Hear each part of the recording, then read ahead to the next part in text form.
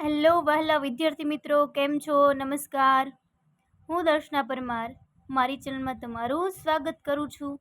તમે જોઈ રહ્યા છો રાહદર્શ એજ્યુકેશન, જેમાં આજે આપણે ભણવાના છીએ ધોરણ 8, એમાં પ્રકરણ 2, જેનું નામ છે એક ચલ સુરેખ સમીકરણ.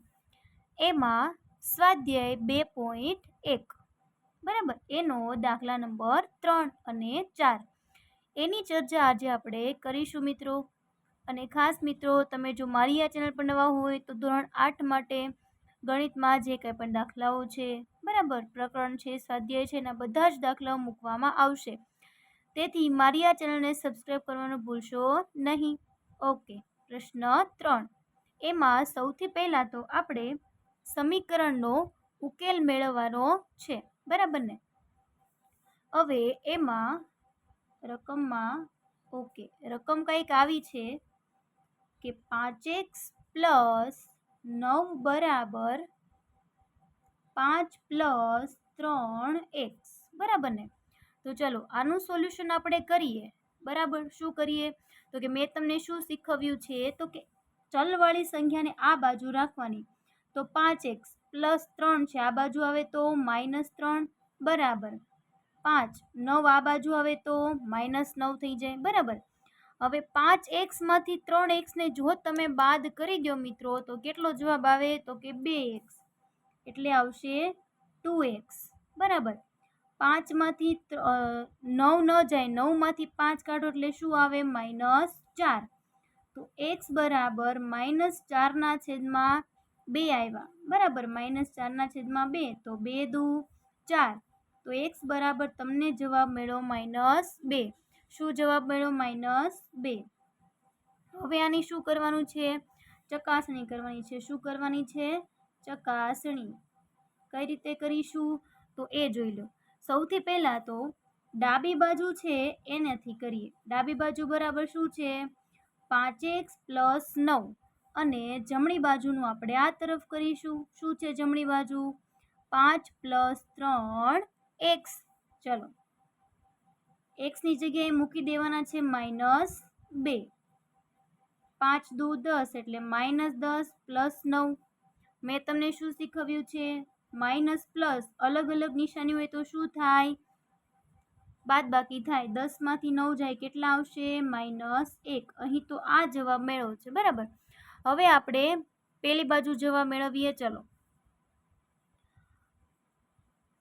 x ની જગ્યાએ શું મૂકવાનું છે? -2. 5 3 દુ 6.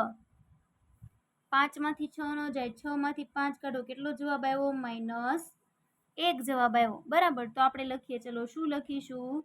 કે ડાબી બાજુ બરાબર જમણી બાજુ હોવાથી આપણે જે દાખલો ગણેલ છે કેવો છે? સાચો છે. કેવો છે? સાચો. એની પછી પ્રશ્ન નંબર 4, બરાબર. ચલો, એની રકમ લખીએ અને એનું સોલ્યુશન કરી નાખીએ. દાખલા નંબર 4. 4z + 3 બરાબર 6 + 2x. ચલો, આનું સોલ્યુશન તો કે મેં તમને શું શીખવાડ? એક જ મિનિટ. 2z છે ને, 6 + 2z, કેમ કે ચલ એક સરખા જ હોય ને. ઓકે, ચલો. હવે તો કે બંને પાસે z છે, એટલે એને એક બાજુ આપણે મૂકીએ. 4z પ્લસ છે, માઇનસ આવે આ બાજુ આવે તો, અને +3 છે, આ બાજુ આવે તો -3 થઈ ગયા બંને અલગ અલગ. ચલો, 4 માંથી 2 જાય, કેટલા વધે? 2z. કેટલા વધે? 2z. આ બાજુ 6 માંથી 3 જાય તો 3. તો z બરાબર ગુણાકારના સંબંધમાં છે, 2 આ બાજુ આવે તો ક્યાં જાય? છેદમાં. તો z બરાબર આપણને 3/2 કિંમત મળી, બરાબર. કેટલી કિંમત મળી મિત્રો આપણને? 3/2. હવે આપણે એની ચકાસણી કરીએ. શું કરીએ? ચકાસણી. કઈ રીતે કરવાની છે? હવે તો આપણને આવડે જ છે. ચલો, ડાબી બાજુ બરાબર 4z + 3. z ની જગ્યાએ હવે શું આપણે લખવાનું છે? 3/2 + 3. ચલો, 2 દુ 4, બરાબર. શું વધ્યું? તો કે આટલું વધ્યું. ઓકે, વધ્યું એ આપણે લખી નાખીએ અહીંયા. ચલો, 3 દુ 6, 6 + 3, 6 ને 3 9, તો ડાબી બાજુ બરાબર 9 જવાબ આવ્યો છે.